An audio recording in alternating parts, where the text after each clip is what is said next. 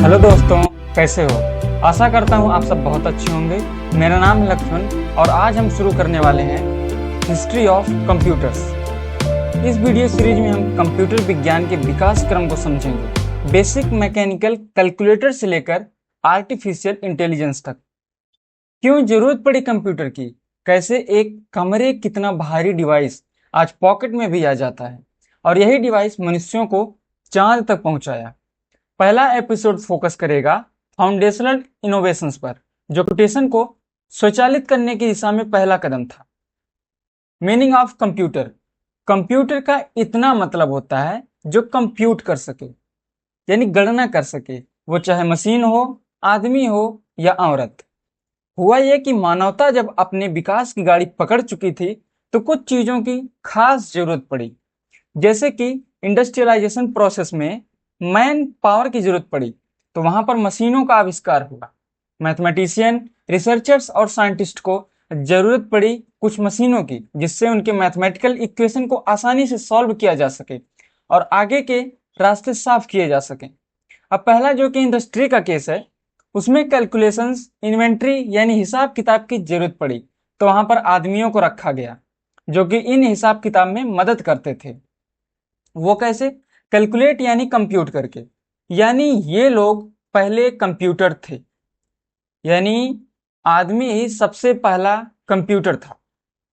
अब वेस्ट में यानी पश्चिम में प्रोग्रेस और डेवलपमेंट तेजी पर था, जिससे कि महिलाओं को भी इंडस्ट्रीज में काम करने को काफी अच्छा मौका मिल जाता था।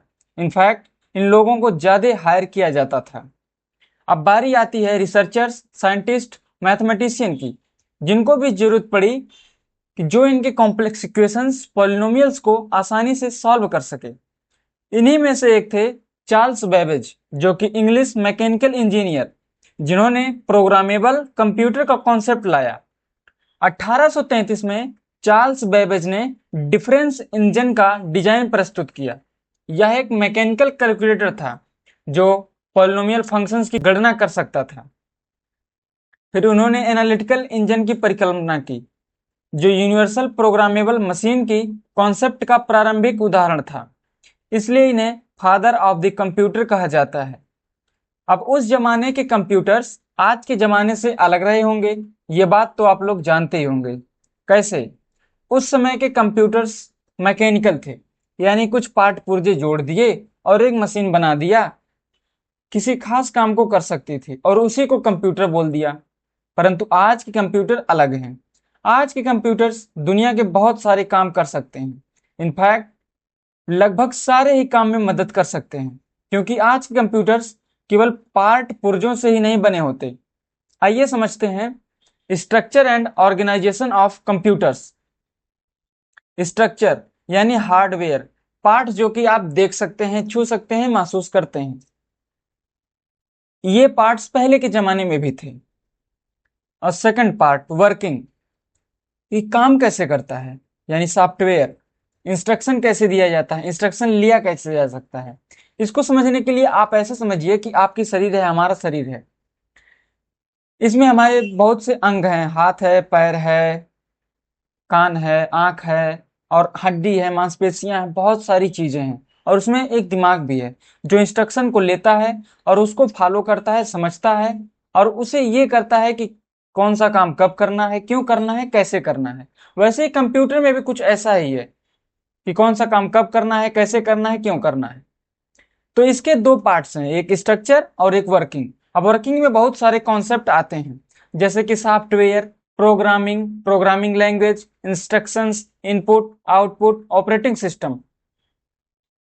1843 में एडा लवलेस ने चार्ल्स बेबेज द्वारा रिसर्च पेपर्स में अपने नोट्स जोड़े, जिसमें एल्गोरिथमिक लॉजिक, लूप्स और कंडीशनल एग्जीक्यूशन जैसे आधुनिक कंप्यूटर प्रोग्रामिंग के कॉन्सेप्ट्स मौजूद थे।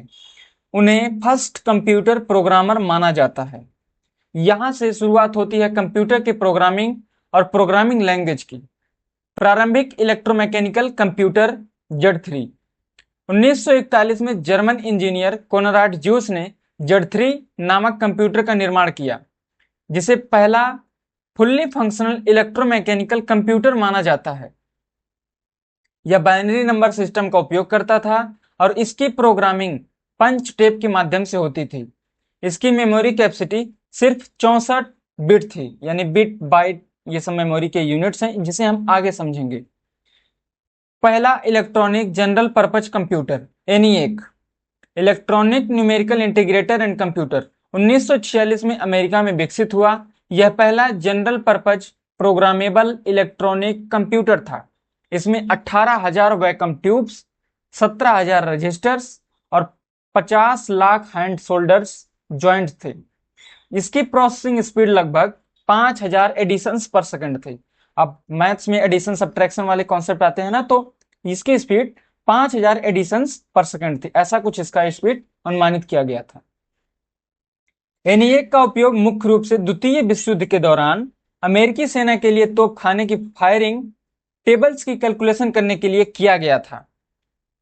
इसका उपयोग हाइड्रोजन बम के विकास से संबंधित गणनाओं तथा परमाणु भौतिकी, मौसम पूर्वानुमान और क्रिप्टोग्राफी से संबंधित वैज्ञानिक अनुसंधान में भी किया गया था। इसका उपयोग मुख्य रूप से बैलिस्टिक ट्रैजेक्टरी कैलकुलेशन के लिए किया गया और यह मैनुअली पैच केबल से प्रोग्राम होता था।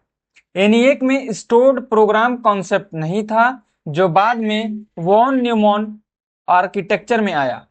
अब स्टोर्ड प्रोग्राम का कॉन्सेप्ट ये है, जैसे आप लोग कंप्यूटर इस्तेमाल करते हैं, उसमें बहुत सारे प्रोग्राम स्टोर्ड होते हैं जिन्हें आप जरूरत पड़ने पर समय समय पर इस्तेमाल कर सकते हैं।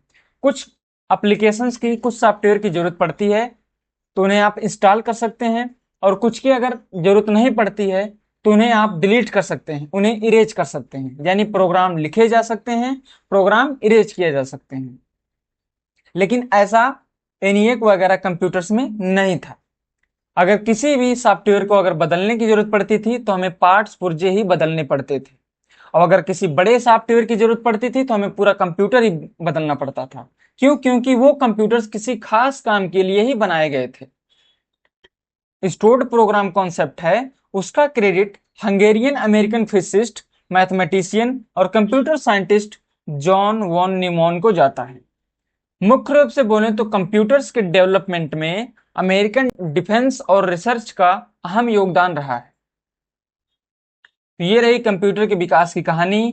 आगे हम इसके इंपॉर्टेंट कॉन्सेप्ट्स, फंक्शंस, स्ट्रक्चर को समझेंगे, जो कि किसी भी एग्जाम में जो साइंस और टेक्नोलॉजी का IT सेक्शन और कंप्यूटर प्रोफिशिएंसी होता है उसको समझने में काफी मदद करता है। तो कैसी लगी ये सीरीज कमेंट्स में जरूर बताएं और चैनल को सब्सक्राइब करें, वीडियो को लाइक करें। धन्यवाद।